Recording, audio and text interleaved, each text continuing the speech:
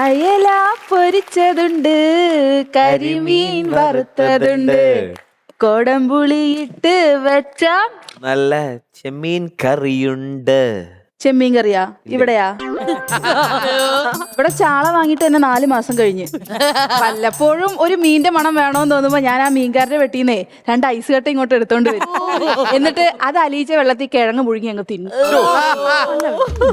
എന്നാലും എന്റെ ഈ അടുക്കളപ്പുറത്ത് ഇത്രയും സെലിബ്രിറ്റികളെയും സാറന്മാരെയൊക്കെ ഒരുമിച്ച് കാണുമ്പോഴുണ്ടല്ലോ വല്ലാത്തൊരു വികാരം വരുന്നു. ഇനി ഈ അടുക്കളയിൽ വികാര നിർഭര രംഗങ്ങളാണ് അരങ്ങേറാൻ പോകുന്നത്.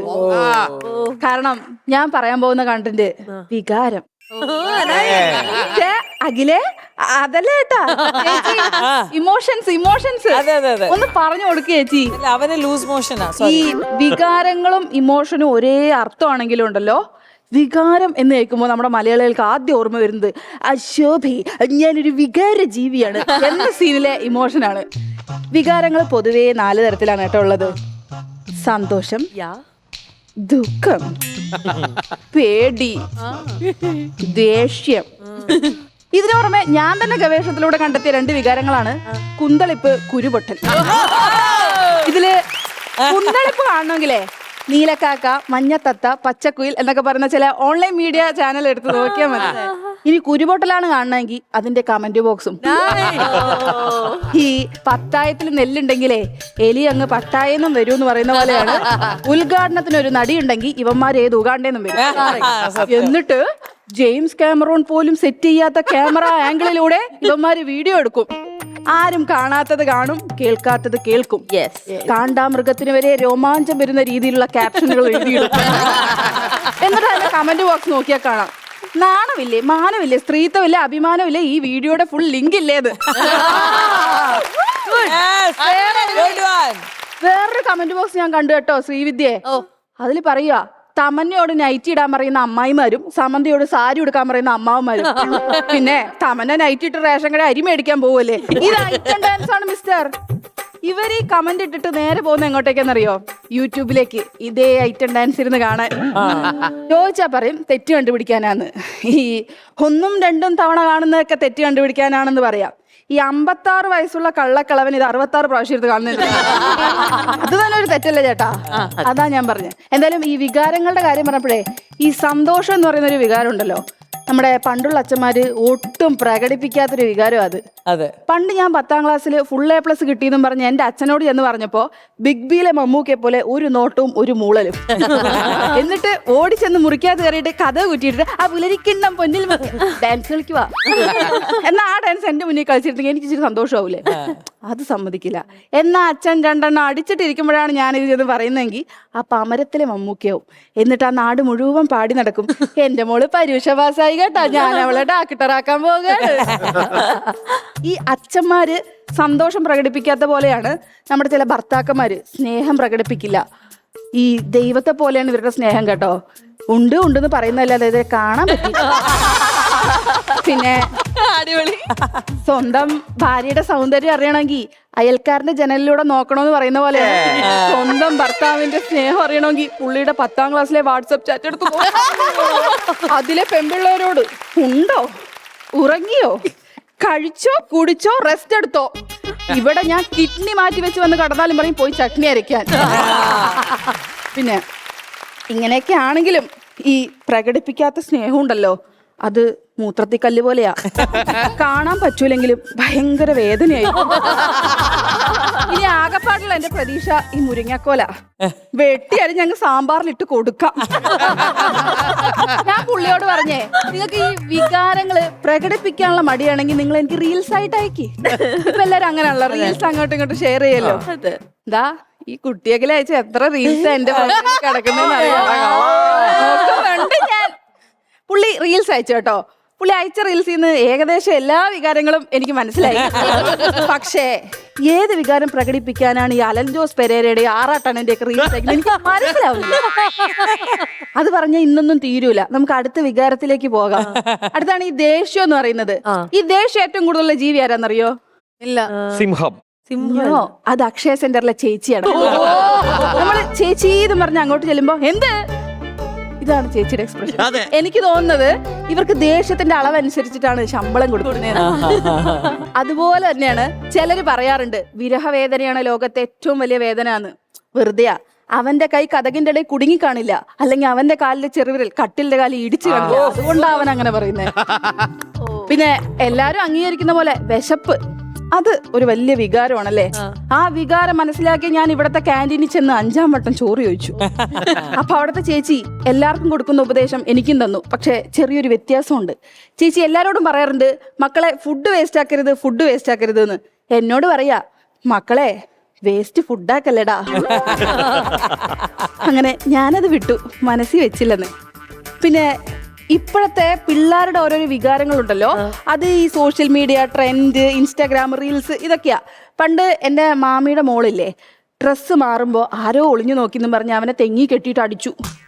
ഇന്നലെ നോക്കിയപ്പോ ഇൻസ്റ്റാഗ്രാം റീൽസില് ക്യാമറയും തുറന്നു വെച്ച് അവള് സാരി ഉടുക്കുന്നു.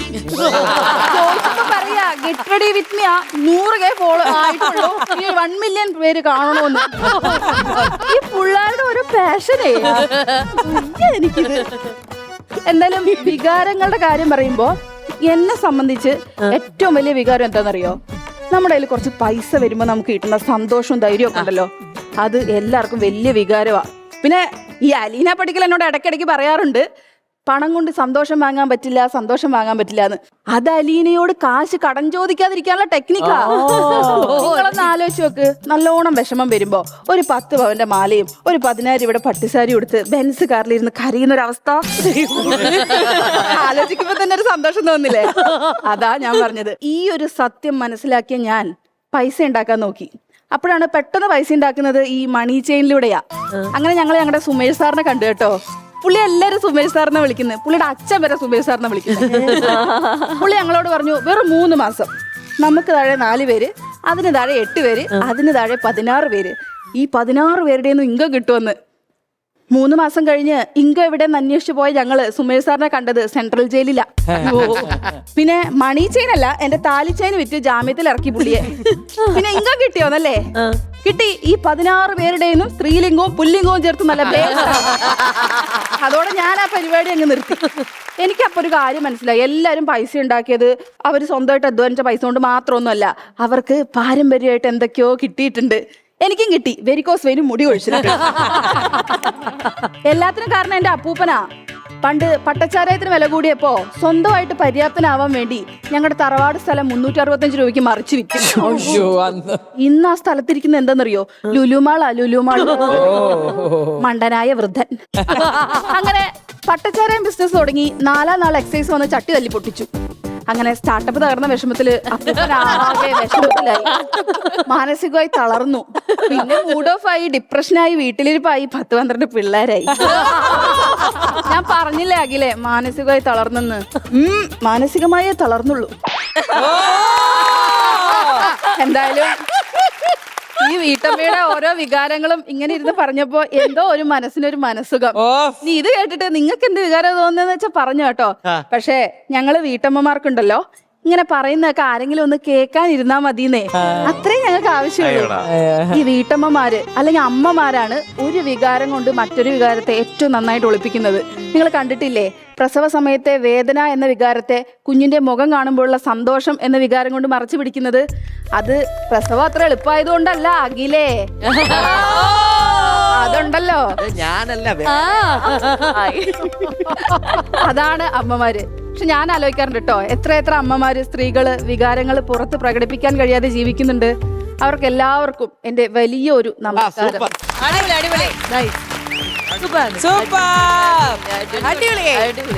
Welcome welcome. ഇത് ഞങ്ങളുടെ വികാരം ഏതാണ്? സന്തോഷത്തിന്റെ വികാരം.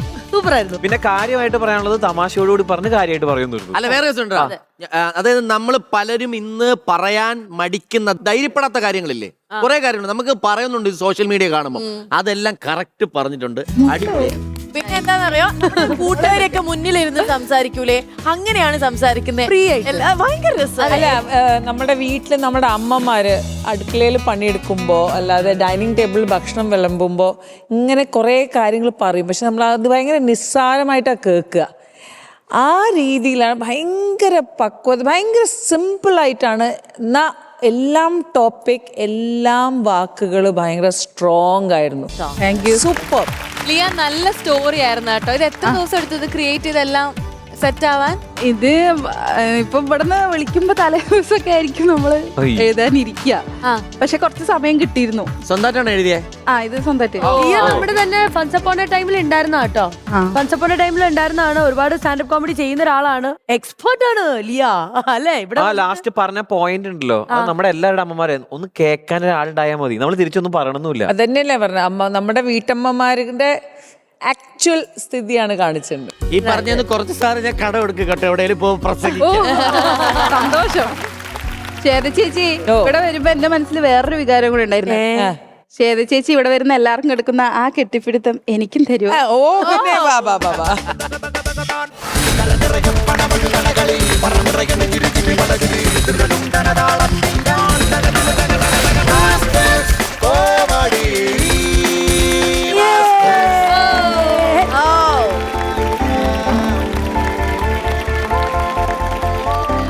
ലിയ ഒരു വീട്ടമ്മയാണോ ലിയ?